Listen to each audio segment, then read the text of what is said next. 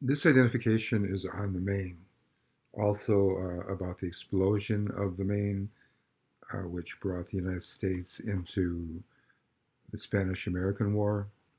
And the famous slogan of the time after this happened was "Remember the Maine." So the Maine was an American warship that was in a harbor in Cuba. And at the time, the United States was not extremely involved in foreign policy, but there was the Navy was getting stronger, and at the very same time, the Empire of Spain, the Spanish Empire, was really beginning to ebb, and their overseas possessions were becoming less and less controlled, and Spain was losing control of its empire. But one of the main problems in Spanish foreign policy was Cuba.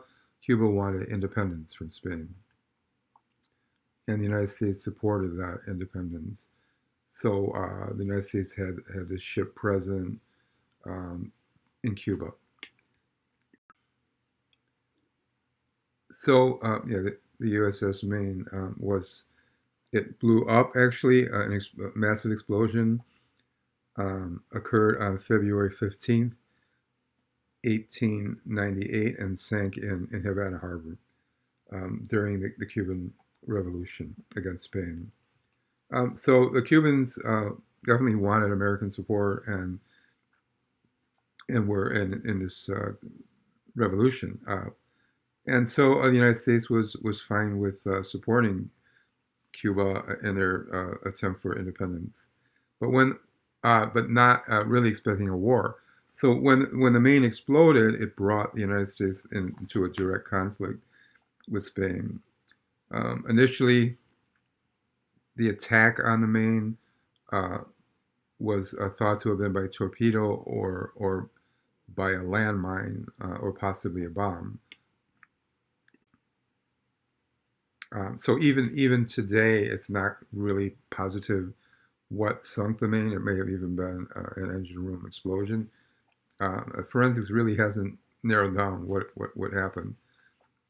But the newspapers um, believe that it was an attack, and it incited the um, American government as well as people who live within the United States.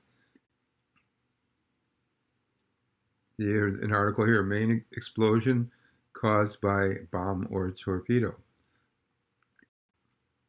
So war did commence, and it was called the Spanish-American War. It began in April of 1898. It was not a particularly large war, but it was a war, and it was in very difficult conditions, especially for American sailors and Marines. The reason for that, the difficult conditions, was the lack of immunity many of American soldiers had. In Cuba, many caught yellow fever. Actually, far more died from yellow fever than any other um, than from battle. An important leader at the time was actually Roosevelt, Theodore Roosevelt. Not a politician, but he was a military man. He was at the scene, and he became well known after the war as having been sort of a war hero, which later helped him when he ran for president. So ultimately, though, it was a brief, short war in Cuba. Cuba did get its independence, um, but the United States expanded its fleet into the Pacific and became embroiled in the ex-Spanish possession of the Philippines, which turned out to be a very difficult situation also when American soldiers were sent there um, to try and help rebuild Philippines, and the Filipinos regarded it as an occupation. So encountered conflict in the Philippines for a time, That part of the war was very controversial, and a number of Americans, including Jane Addams, saw this as imperialism. So that part of the war was not popular. But the part of the war in which Cuba got independence certainly was viewed as a positive development. So anyway, in the end, the Spanish-American War um, was one of the final conflicts before Spain ended its empire.